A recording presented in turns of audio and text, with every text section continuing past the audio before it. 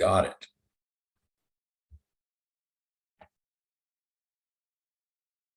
Okay. The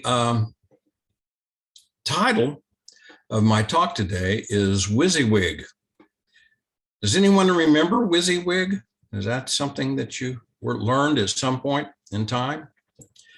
It comes from, I first heard it in ministerial school when we would try to make up flyers and handouts and so forth. And I wasn't very good at it at first. And a colleague of mine, Carolyn Claiborne, Reverend Carolyn Claiborne, showed me how to do it. And she said, we're going to do this and it's going to be under the format of WYSIWYG. I said, what? WYSIWYG. What you see is what you get. So that as you are typing something onto a screen, you can be pretty much assured that when you print it out, it's going to look like what you put on the screen. And that was really helpful for many of us. And I'm sure each one of us have done it, whether we knew the term WYSIWYG or not. What you see is what you get. You know, that's really a wonderful metaphysical truth. What you see is what you get. So there's lots of questions in that, though. One of the questions, of course, that first comes up is, well, what do you see? What is it that you see? Who's the you and who's seeing it? And what is it that you see? And why is it that what you see is what you get? And where does that originate? It originates first in consciousness, of course. So that's what we deal with in Unity a lot, is consciousness. It also deals in feelings, those deep subconscious feelings that we all hold and believe, whether they're true or not, oftentimes. I know for me in my own life, and I'm sure many of you can relate to this, that I carried around a belief that I just wasn't good enough for a long, long time. People would tell me, you know, you can really, really sing well. And I would say, thank you. And inside I was saying, what do you know? Because I didn't believe them. I thought they were just being nice to me for whatever reason it might be. But then after I started actually making a little bit of money and having something that was coming back to me, I realized that it was most likely true. I was good enough that people actually wanted me and wanted to pay me for what I did. They honored me with recompense. That was nice to know. And suddenly I thought I was doing okay inside and out, until one day, as the background singers were singing to a recording that I had done, one of the background singers said, well, we're doing our best to try to follow you, but we're singers and you're an artist. And I thought, well, was that a compliment or an insult? And I wasn't sure which it was, because of what I was seeing inside about myself. It only took, I guess maybe 30 years for me to figure out that that statement that that lady made was a compliment. She was saying, we hit notes and we can do the technical stuff, but you create in your mind and it comes out through your voice. But it took me 30 years. That day that she said it to me, my internal belief system said, she's right. I can't sing. I'm up here faking it. And they are all following this fake that I'm putting out for them. I think many of us have these feelings. I don't think it's just us that are on the screen that have these feelings and beliefs inside ourselves. I think many people in the world have these feelings all over the world, that what they are seeing in the outer is not what they receive on the inner. They aren't actually practicing WYSIWYG in that sense. Now, that follows very well and makes some sense metaphysically when we're talking about seeing in the outer and receiving back. I'll give you an example of how that's worked for me. We live in a house here in York, Pennsylvania, that is a perfect example of seeing and getting. I pictured in my mind for years that I lived in a stone house on a corner lot on a hill. And when we turned the corner on Hillcroft Street and drove up to our house at the top of Pine Hill Lane, there it sat. We turned the corner and Natasha said, "That's it." Boy, did I feel good, because I was thinking inside, that's it. We agreed. It was wonderful. We searched out and we still love and like this house. We really enjoy it a lot. And it is the outpicturing of a belief system that I held within, a picturing within.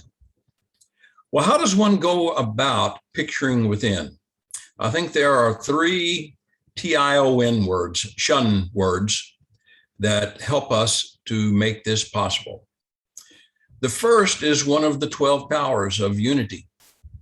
It is called imagination, imaging within our mind. That's what I saw, and that's what I got. It took many years for it to come to fruition, but that's the way it goes sometimes. It's as though somebody says, "You want perfect? That's going to take a little while. In the meantime, stick with what you've got and be happy and make the best of it." Which we did, and I did.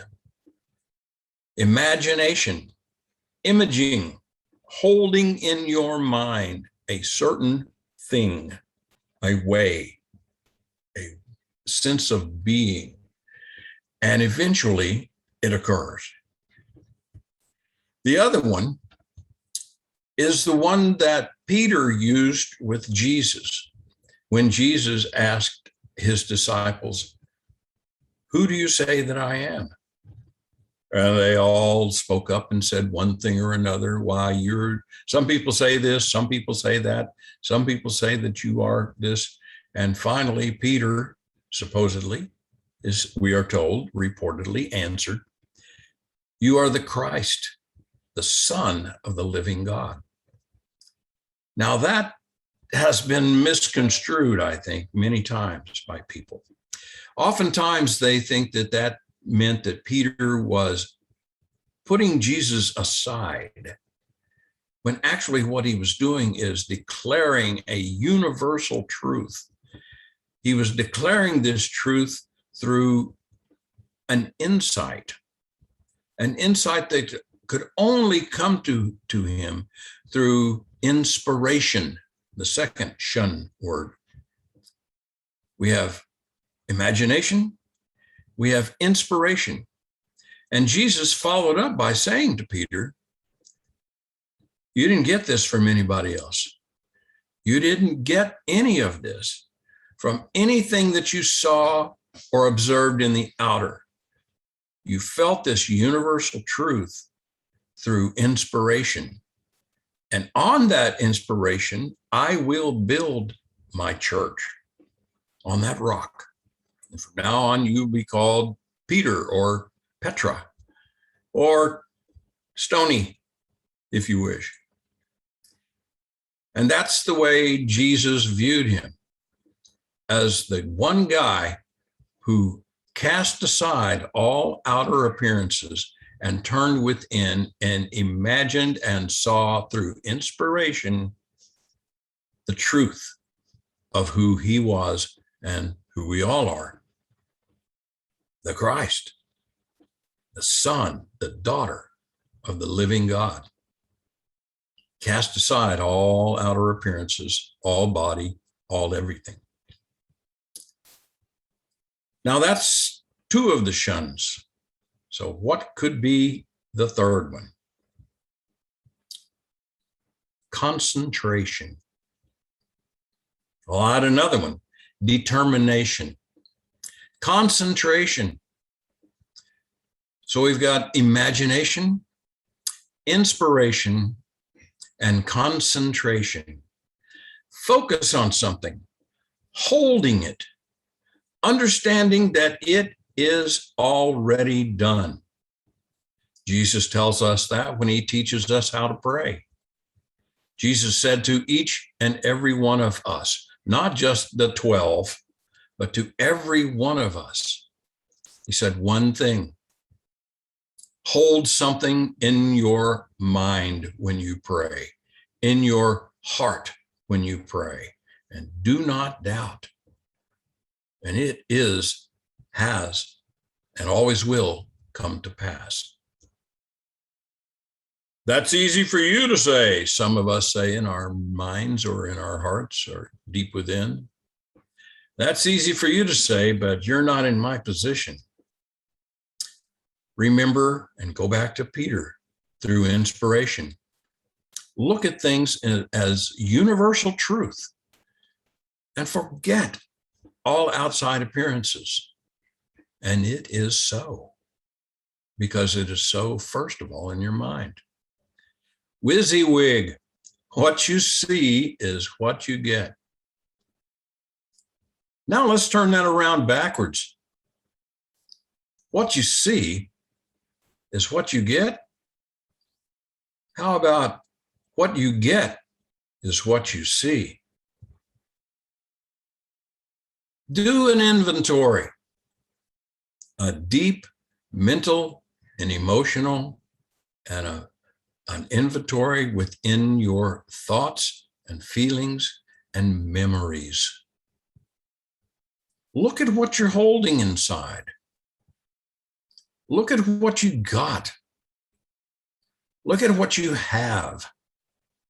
What you have from what you have been seeing, and what you see from what you have been getting.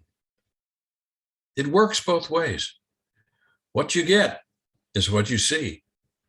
What you see is what you get. So ask yourself this question and answer it deep within. What am I holding? What am I seeing? What is it I have gotten from what I have been seeing? Is it what I want? Is it what I deserve? Or is it simply something held deep within that is confusing the issue? It's what our co-founder, Charles Fillmore, called mixed thoughts, mixed emotions. We all have them. We all have the idea that if we were just a little taller, a little younger, a little smarter, everything would be all right. Everything would be so different. And we forget that we are the Christ, the children of the living God. Hold that in mind. And your WYSIWYG will change you forever. So it is. God bless.